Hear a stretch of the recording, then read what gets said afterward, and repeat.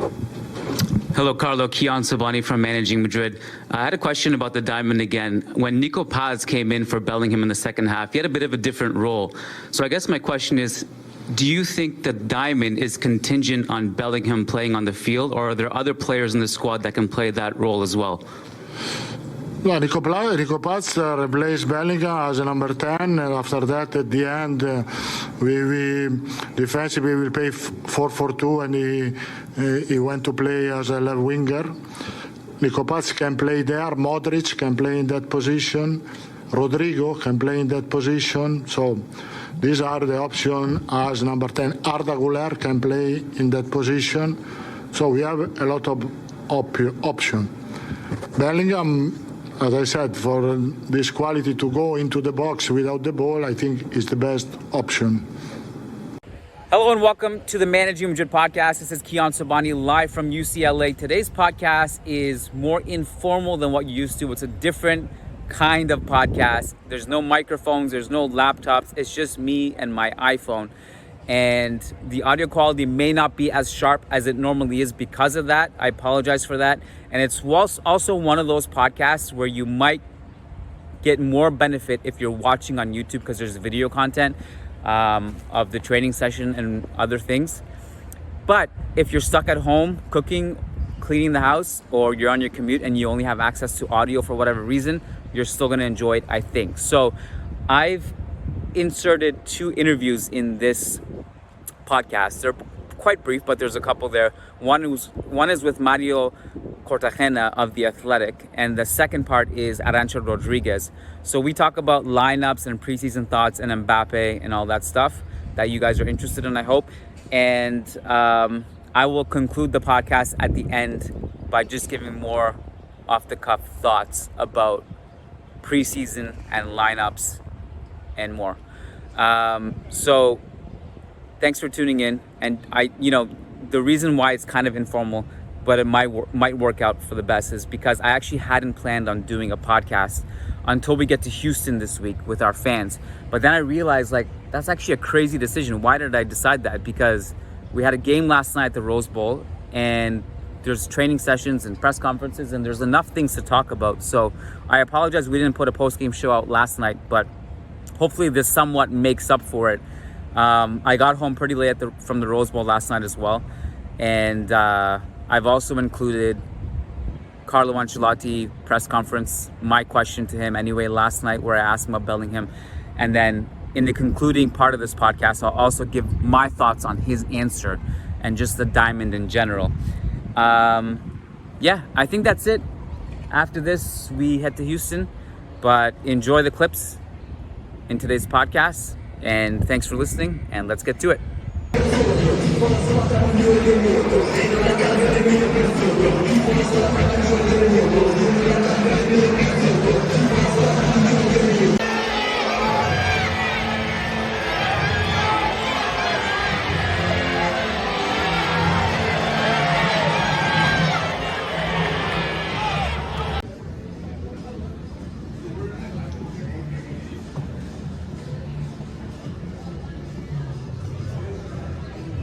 Okay, who's my good friend Arancha Rodriguez. Nice to see you again. This is your second time on the podcast. Yeah? Yes. We found some shade. It's very hot. We have our waters, and we just finished Real Madrid's training session on Monday. And I wanted to ask you about something in particular, because you and I talked about this a little bit, and you like speaking about Mbappe a little bit more than I do, I think. But everyone wants to know, what do you think is the chances that he'll arrive this summer? What's the latest that you're hearing? Okay, it's quite a difficult question because it's not depending only of Real Madrid or PSG or Mbappe. There are too many people around this transfer. The final decision is going to be taken by Mbappe, and we know how is Mbappe. Then the thing I can say, Mbappe made clear that he wants to stay at PSG next season. he said 1 month, 2 months ago that he is happy at PSG. I understand that maybe now he's not as happy as it was, but his decision or his feeling or his idea was to be there and to finish his contract in June of 2024. Then the only clear situation we have is this declaration of Mbappe made it in June, middle June. And now Real Madrid. Obviously, Real Madrid is always monitoring everything about Mbappe, but they know that if they want to take Mbappe, they have to talk to PSG, to Paris Saint-Germain. They are not a very good friend. They don't have a very good relationship. Last time that Real Madrid tried to sign Mbappe, they offered to Paris Saint-Germain 200 million. Paris Saint-Germain say no. And we are in a similar situation because last time Mbappe finished his contract the year later. Then Real Madrid offered 200 million. Paris Saint-Germain said no, and Real Madrid didn't push a lot to make this a bigger offer because they understood that Paris Saint-Germain they didn't want to sell Mbappe. This time, Paris Saint-Germain want to send Mbappe, and if they want Real Madrid to sign Mbappe, I think they want to say to Real Madrid, we like Real Madrid to pay this money for Mbappe. But at the moment, the only thing that Paris Saint-Germain is doing is leak to the press, the press that there are very big offer from Al Hilal, that Barcelona is also interested in the player. Barcelona already said they are not. And and maybe Paris Saint-Germain is the only club that thinks that Barcelona has money to afford the signing of Mbappe. Then this is the situation. I don't know if Mbappe is coming or not. I cannot tell 100% that he's coming or he's not, because all the situation can change during the summer. But I think it's not as easy as people think that it is. Yeah. So then one more follow-up question to that. If Mbappe comes next summer or this summer, so let's say he comes next summer or maybe he won't.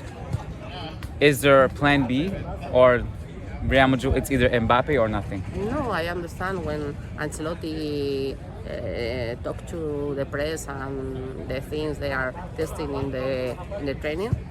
It's obviously that he changing the tactical idea because of they think that the team is already done. Maybe you can expect that Mbappe could happen the signing at the end of the season, but I think that Ancelotti and the club doesn't count with anyone coming. So this is the squad. Yeah, I mean so. I think so. But I told you before, we are in 24 of July, and the transfer market is closing in 31st of August. Then it's too many times, and in this time can happen a lot of things. But I think at the moment Real Madrid, obviously they don't have any contract, any pre-contract, any agreement at all with the player. Then they have to wait, and in Real Madrid they believe that this is a situation between Paris Saint-Germain and Kylian Mbappe. And first of all, they have to resolve that. And when they resolve this, if they solve this, and Real Madrid would try to make an offer, or would try to see if they can afford this operation. But at the beginning, now, it's a situation between them. Real Madrid is not involved at all, and for sure they don't have a pre-contract with Mbappe, as Paris Saint-Germain is saying and repeating, and all French media are always saying. There you go, from Arancha herself. I look forward to speaking about Mbappe with you for the next 10 years. Thank you, Arancha. I hope so. Bye.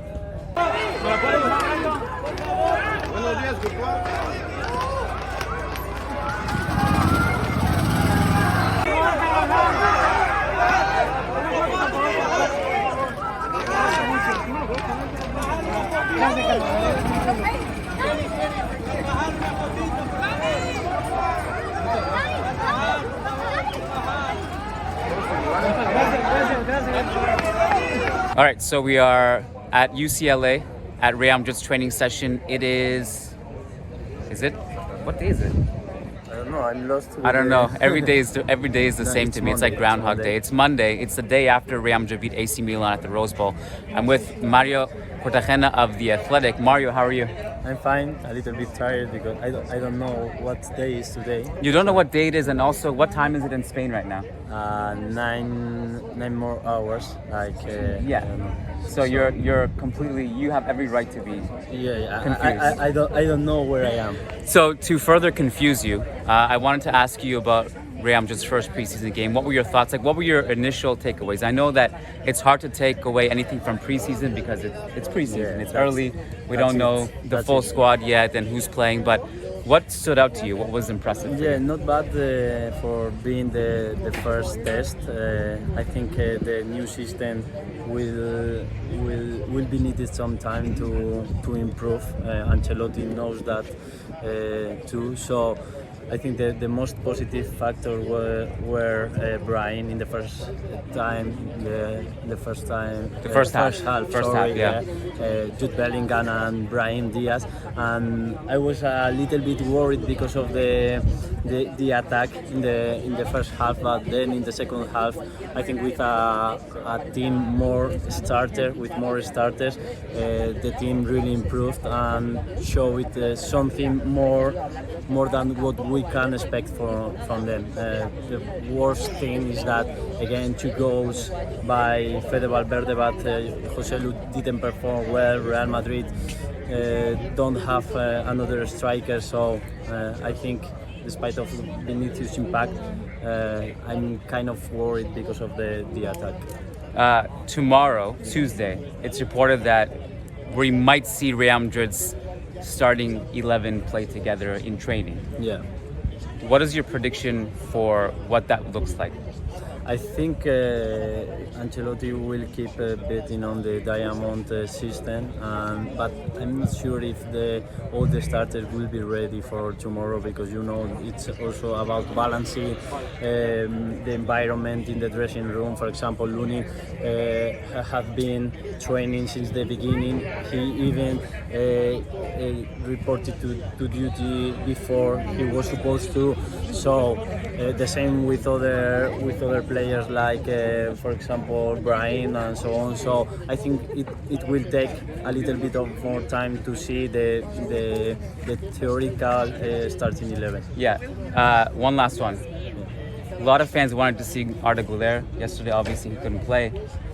Where do you think he fits in the team next season with all the competition? Yeah, what I know is that Ancelotti is thinking about him as a 10 and as a right wing. Yeah. Okay, so I think both. I have not watched it a lot from him, of course, but from what they told me from inside, I think he could fit perfectly as a 10. And with the new system, I think it could be great to see him there. And with the 4-3, if Ancelotti come back to the 4-3, I think he could perform well also in the right way. Mario, thank you for all your hard Thank you. work, man. We appreciate it. Thanks, guys. Bye bye.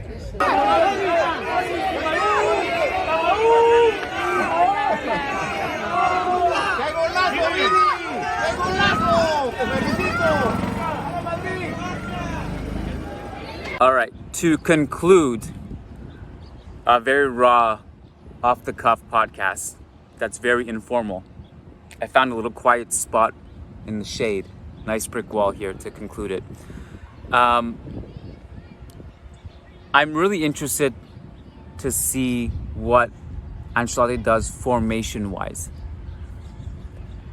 I know it's preseason, and you guys know I like preseason a little bit more than the average person, in part because I really like the aura of just being in the United States on a nice, warm day, connecting with other people, being around the players. It's just a nice aura. You know, there's new players to see them train and play. I really like it. So, but the reason I'm interested in preseason is not so much about because it gives us proper truths or large sample size about what will happen, but more just because it's interesting to see what's in Carlo Ancelotti's head at this stage of the season. So to give you some perspective, tomorrow he's going to try his first 11 in training, and as Mario and I discussed already, which you've heard, you know, I expect to see the diamond. And I think it's interesting because as you've also heard in this podcast, I asked Carlo Ancelotti about the diamond and Bellingham, and there was actually a lot of questions about Bellingham and the diamond, so I tried to put my own spin on it. I had to kind of reframe it in my mind because the question I had planned was pretty much already asked, so I kind of reshifted it and reworded it a little bit. And what I got out of it is that he's going to try the diamond with or without Bellingham, but Bellingham is the guy he wants as the ideal poster child to spearhead the diamond. And I think that's for good reason, because as we saw, Bellingham was just on another level. I was really impressed with what I saw with Bellingham yesterday. And again, it's early, but I think you also saw the difference of what it was like playing with Joselu and Brahim, and also what it was like playing with Vinicius and Rodrigo in the second half for a brief period. But also just the fact that he seems to be on another wavelength with his touches and his off-ball movement. The way he can get into the box and progress it and just make the right decision is really impressive to me. So I'm interested to see what he's looking like in the stride of the season with the best 11 around him. I think it's going to be really fun to watch.